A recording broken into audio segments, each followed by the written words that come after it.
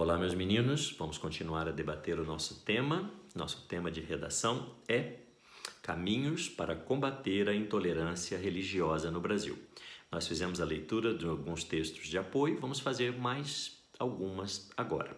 Nós fizemos a leitura do texto primeiro, do texto segundo, vamos ao texto terceiro. O texto terceiro é literalmente um artigo do Código Penal Brasileiro, o Código das Penalidades. Qual é a pena que você vai pagar se você, por acaso, for julgado e condenado por intolerância religiosa? E o texto diz assim, olhe lá, texto terceiro. Para os meninos do segundo ano, está na apostila 8, na página 10. Para os meninos do primeiro ano e do terceiro ano, está aqui com o tio Fábio e no grupo de WhatsApp, que eu mandei para vocês cópia destes textos de apoio. Leitura do texto terceiro, capítulo 1, dos crimes contra o sentimento religioso, ultraje a culto e impedimento ou perturbação de ato a ele relativo. Artigo 208. Escarnecer de alguém publicamente, debochar de alguém publicamente, escarnecer. Escarnecer de alguém publicamente por motivo de crença ou função religiosa. Impedir ou perturbar cerimônia ou prática de culto religioso. Vilipendiar, de novo, escarnecer publicamente ato ou objeto de culto religioso, pena. Detenção. Detenção é cadeia. Detenção de 1 mês a 1 ano ou multa. Depende do juiz, Se o caso for grave, certamente será detenção ou multa, se talvez seja menos grave. Parágrafo único. Se há emprego de violência, a pena é aumentada de 1/3, sem prejuízo da correspondente à violência. Que é isso? O sujeito pode ser julgado pela intolerância religiosa e, num outro processo, ser julgado pela violência cometida. Tá? Então, é sério, é grave. Precisa ser denunciado? Sempre. É preciso que haja fiscalização? Sempre. Compreendem? Isso é lei. Então, a gente não pode ter nenhum tipo de agressividade com nenhuma outra religião que não a minha. E, às vezes, a minha é nenhuma. Eu também posso ser respeitado? Devo ser respeitado. Se por acaso eu for ateu, que é uma pessoa que não tem uma religião específica e não acredita na religiosidade. Vamos ao texto quarto, ele é bastante representativo disso tudo aqui, pequenininhos. Intolerância religiosa no Brasil.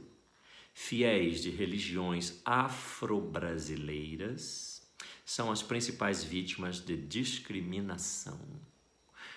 Religiões afro-brasileiras? O senhor também chamaria de religiões com raízes africanas, Então a gente vai pensar nos negros africanos que vieram escravizados para o Brasil contra a vontade e passaram 4 séculos como escravos neste país e foram proibidos pela elite cristã católica a professarem a sua religiosidade, os seus deuses e os seus santos, que são chamados orixás, pelas religiões afro-brasileiras de raízes africanas. São as que mais sofrem preconceito no Brasil.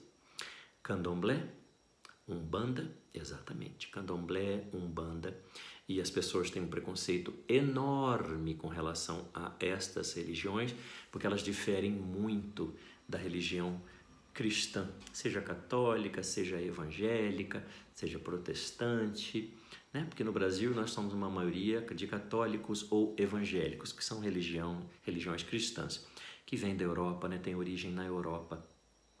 E quando os negros vieram com um pensamento bastante diferente, uma cultura bastante diferente, uma religiosidade bastante diferente, não houve o aceite da elite europeia que estava no Brasil, nos primórdios, no descobrimento do Brasil. Então, na época do descobrimento, o rei Dom Manuel disse que todas as pessoas que estivessem nas novas terras, nas terras recém-descobertas, deveriam ser catequizadas. E foram escolhidos até uns padres específicos, os jesuítas.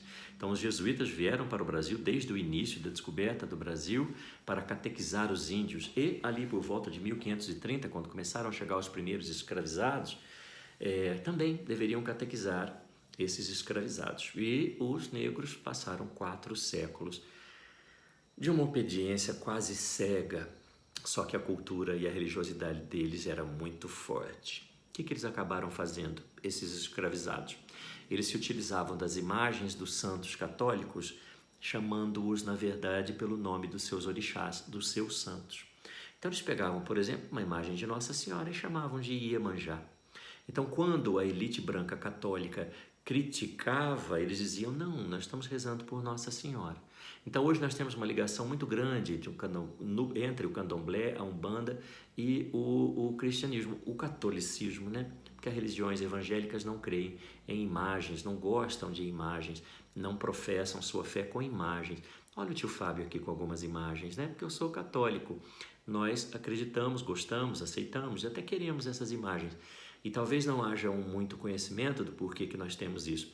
Nós não temos fotografia em casa, gostamos, né, de lembrar das pessoas e tal. Então a nossa imagem, para quem é católico, eu estou dizendo, nossa, por eu ser católico, me lembra da minha religiosidade, me agrada. Agora, não agrada a todo mundo. Os evangélicos, por exemplo, não gostam, não concordam com as imagens. É direito deles? É óbvio que é direito deles não usarem de imagem alguma, né, pequenos? Mas a gente tem sempre que ter na cabeça, na nossa redação, que a religiosidade que mais sofre com intolerância no Brasil são as afro-brasileiras. Olha o que diz o texto. Número de denúncias por religião. Olha lá, são 75 denúncias feitas pelos religiosos afro-brasileiros. Um número bem grande, né? Se comparado, por exemplo, aos 58 que sofrem os evangélicos, aos 27 os espíritas, aos 22 os católicos, 8 os ateus, 6 os judeus, 5 de religiões islâmicas e 15 de outras. Então você veja que a nossa redação tem que partir muito para a questão de intolerância contra as religiões afro-brasileiras, principalmente, né? Candomblé, Umbanda. E a seguir nós temos outros números. Uma denúncia a cada 3 dias. 213 denúncias com religião não informada. 20% dos episódios relatados em 2013 envolveram violência física. E 12% dos episódios relatados até julho de 2014 envolveram violência física. Então não é apenas moral, não é apenas ofensa, não. Nós estamos tendo aí uma agressão física às pessoas. Meninos, é muito grave, né? É extremamente grave isso, porque não diz respeito aos direitos humanos. Quando a gente estuda os direitos humanos, a gente verifica assim, direito à vida, direitos fundamentais, né, do ser humano, direito à vida, direito de ir e vir, direito à saúde, direito à educação, direito ao amor, amar quem a gente quiser, e direito a cultuar um Deus. Isso é base dos direitos humanos. Então, quando nós saímos dessa tese dos direitos humanos, está tudo errado. Essa intolerância é inadmissível. A própria palavra já diz, né, pequenos, intolerância. Então é inadmissível, a gente não pode concordar com isso de maneira alguma. Vamos colocar isso tudo numa ordem bacana? Seu tio gosta daqueles 11 itens. Estão lembrados? A gente vai ter um primeiro parágrafo que vai usar o item 1 e 2, que é tema e tese. Então, como é que a gente colocaria esse tema? A gente pode abrir o texto explicando mais ou menos o que seja intolerância religiosa e a gente pode, em seguida, colocar a nossa tese, que o seu tio aconselhou a vocês que nós falássemos das questões de denúncia e fiscalização. Acho que a gente pode por aí no caminho. Lembrando sempre que a tese obrigatoriamente vem no primeiro parágrafo, tudo bem?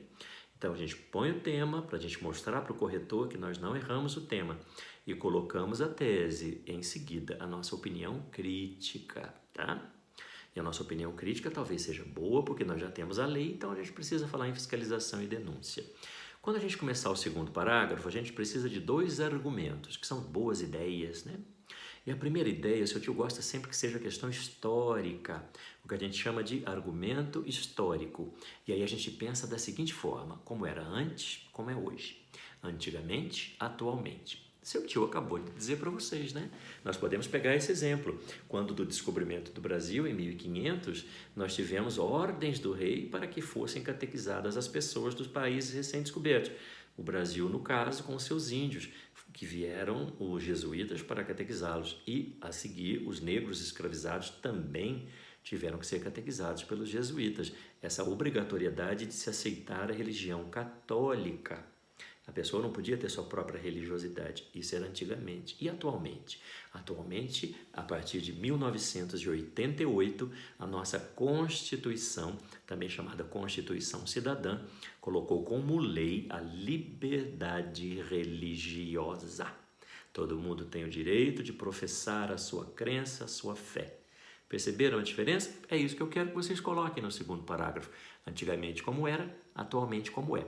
E como é que eu gostaria de dar foco às questões mais problemáticas, que são as dos afro-brasileiros, talvez seria interessante você colocar realmente, historicamente, esse período dos escravizados sendo obrigados a aceitar o culto católico.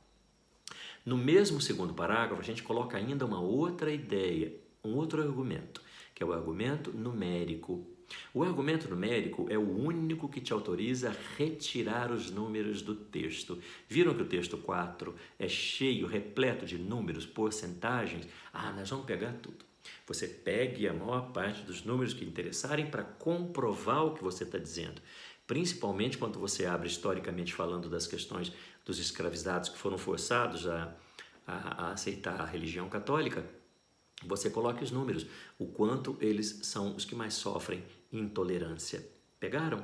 Então, o primeiro parágrafo está bem resolvido, tema e tese. Segundo parágrafo está bem resolvido, né? Argumento histórico, argumento numérico. Terceiro parágrafo, a gente abre com argumento de autoridade e, em seguida, argumento de exemplificação. O de autoridade, seu tio aconselhou vocês a usar uma frase do Hegel. Boa, mas eu gosto tanto porque ela serve para qualquer tema. A educação é a arte de tornar o homem ético. Seu tio adora essas duas palavras, ética e educação. A ética são os valores, as normas, as regras para se viver numa sociedade civilizada. E evidentemente que uma sociedade civilizada é formada por cidadãos. E cidadãos são as pessoas que conhecem bem os seus direitos e os seus deveres. A ética é maravilhosa, né, não, pequenos? Os valores que nos levam a uma sociedade civilizada de nós, cidadãos, que conhecemos nossos direitos e nossos deveres. Conhecemos? Talvez nós conheçamos, mas boa parte do povo brasileiro não. E boa parte do povo brasileiro não pode nem ser chamada de cidadão, porque não sabe dos seus direitos, não sabe dos seus deveres. Como que nós poderíamos fazer com que todos os brasileiros soubessem muito bem ser cidadãos?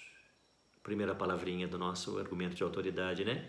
Educação. Educação formal, educação acadêmica, escola. Só com a educação formal, acadêmica e a escola, os brasileiros entenderão o que é cidadania, quais são seus direitos, quais são seus deveres. E no caso da religiosidade, é preciso que todos compreendam que existe lei que protegem a sua religiosidade. E se por acaso você for agredido fisicamente ou moralmente, tem que denunciar, tem que mandar para o Ministério Público. E se a gente tiver o conhecimento, a gente vai exigir a ética, não é mesmo? A educação é a arte de tornar o homem ético. Ficou fácil para vocês, né? Expliquem para o seu tio exatamente como é essa frase do Hegel, grande filósofo. E no terceiro parágrafo, no mesmo terceiro parágrafo, a gente vai colocar ainda um argumento de exemplificação. Esse argumento de exemplificação pode ser algo que você possa ter lembrado de uma notícia, seu tio lembra uma, tristíssima. Há alguns anos, nós tivemos um culto de candomblé e as pessoas se vestem de branco, usam turbantes, é o ritual deles, né, o hábito deles. E de repente, alguns evangélicos que passavam por perto não gostaram, não concordaram e pegaram pedras que tinham na rua, inclusive aí paralelepípedo, pedras brabas, perigosas, pesadas, e jogaram nessas pessoas que foram feridas, sangraram, foram para os hospitais, algumas ficaram muito mal. Então, é um exemplo muito triste do que aconteceu. Você pode colocar isso como um argumento de exemplificação. Nós podemos lembrar também de um momento quando um pastor de uma religião evangélica chutou a imagem de Nossa Senhora Aparecida na televisão. Mas deu tanto trabalho isso, gente. Poxa, como que ele filma isso na televisão? Tudo bem que ele não concorde com imagens, mas ele não pode fazer uma agressão dessa aos católicos, né? E daí o seu tio vai dar para vocês uma dica muito boa. Aliás, vou mandar para vocês. Na época, quando esse pastor fez isso, um cantor maravilhoso do Brasil chamado Gilberto Gil, conheçam a obra do Gilberto Gil, ele é grandioso, escreveu uma canção chamada Guerra Santa. E a letra dessa música Guerra Santa diz exatamente deste momento. Ele fala do pastor chutando a imagem da santa e fala, mas por que ele faz isso? Porque é como se fosse uma feira de ilusões a religião, porque é algo metafísico, intangível, né, pequenos? Depende da fé, depende de cada pessoa. Então ele diz, é como se fosse uma feira de ilusões, mas se eu quiser vender os meus limões, eu tenho que deixar o outro vender o seu peixe em paz.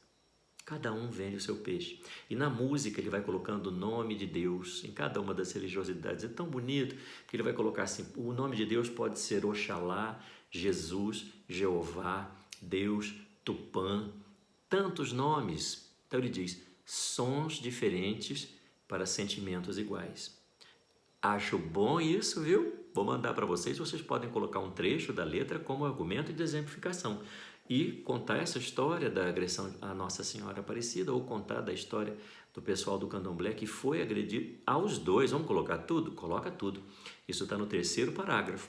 O argumento de autoridade e o argumento de exemplificação. Você tem outro? Ok, coloque o seu. Faça a pesquisa. Tá, pequenos?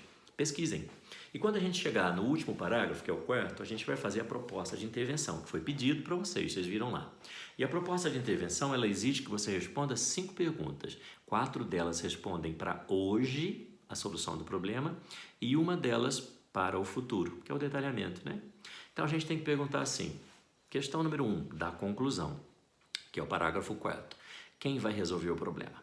Então a gente pode pensar assim, ou é alguém do governo, ou alguém da sociedade civil, ou os dois. Então a gente pode pensar assim, um ministro, um secretário, ou então uma ONG, uma ONG formada por profissionais específicos, ou fazer uma PPP, parceria público-privada, que é pegando alguém do governo, pegando alguém da sociedade civil, fazendo um acordo, tá certo? Então a gente pode pensar assim, se eu quiser colocar alguém do governo como responsável para resolver esse problema, pequenos, será que é do executivo? Será que é do legislativo? Ou será que é do judiciário? O executivo manda fazer, dá dinheiro para que isso seja feito. O legislativo cria lei, bom, já foi criado. E o judiciário fiscaliza se a lei está sendo cumprida. Opa, dica boa, hein? Então, há de vir do judiciário, que tem que verificar se a lei está sendo cumprida. Então, você poderia dizer o judiciário, talvez representado por promotores, juízes. E se eu quiser que seja alguém da sociedade civil? Que tal uma organização não governamental? Tá legal, vamos fazer uma ONG, mas quem vai participar dessa ONG? Evidentemente que vai ter que ser com advogados, com promotores e com outras pessoas da sociedade civil dispostas a discutir, debater a respeito do tema, tudo bem? Ou então, vamos fazer uma parceria público-privada, formada pelo judiciário junto com a sociedade civil, e eles fazem essa parceria para resolver o nosso problema. E o que? É a segunda pergunta, né? Quem já está respondido? O que deveria ser feito? Pequeninos, talvez primeiro a gente precise que toda a sociedade saiba dos seus direitos.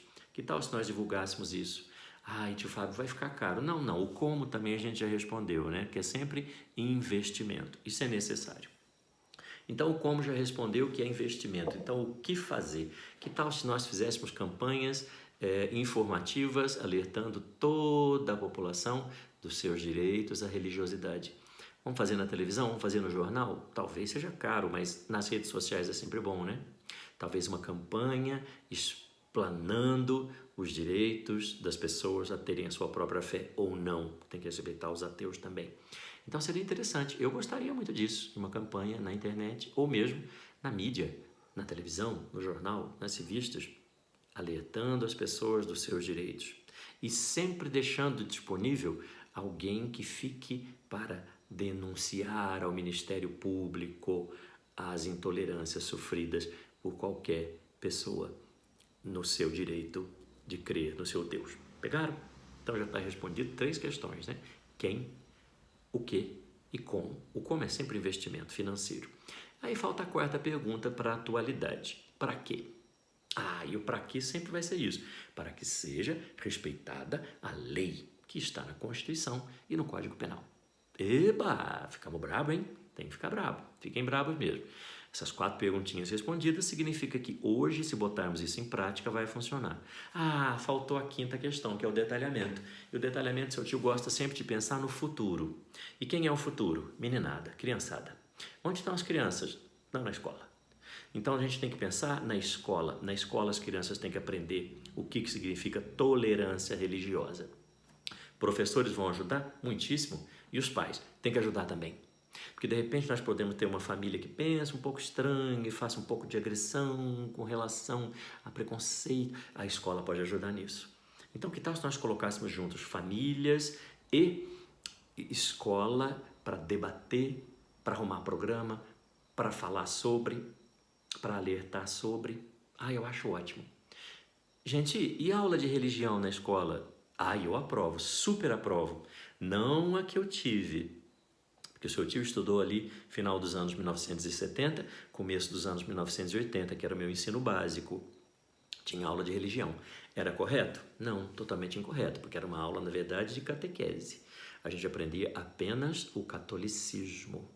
Então, a gente tinha aula de catequese, tudo era do católico. E o menino que fosse evangélico, e o menino que fosse budista, e o menino que fosse do Islã, e o menino que fosse de uma religião afro-brasileira, tinha que assistir aula, valia ponto. Você percebe o erro que cometeram, um erro grave. Mas e se nós fizéssemos hoje aulas de religião, explicando as religiões? Quando nasceu, quem criou, quais são os deuses? Qual o contexto histórico? Quais são os rituais? Qual é o livro sagrado deles? Compreende? Essa visão mais histórica, antropológica, sociológica, super aprovo. Talvez seja um detalhamento muito interessante. Nós compreendemos a razão de cada religiosidade para tolerarmos cada religiosidade. Pensa nisso.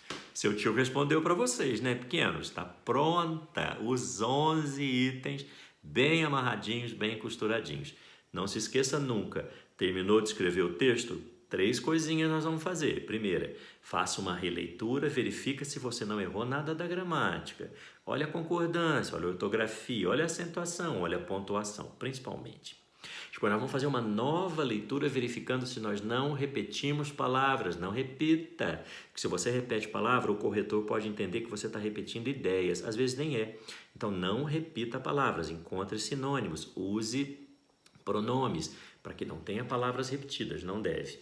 Depois nós vamos fazer uma terceira leitura contando os conectivos. Menos que 20 conectivos não tem conversa. O que é conectivo mesmo, tio Fábio? Portanto, entretanto, todavia, desse modo, antigamente, atualmente, visto que, porém, se eu tiver mandar a lista de novo para vocês, vocês têm que colocar no texto de vocês esses conectivos, né? As palavrinhas que conectam palavras, conectam frases, conectam parágrafos. Tudo ok? Acho que está bem amarrado.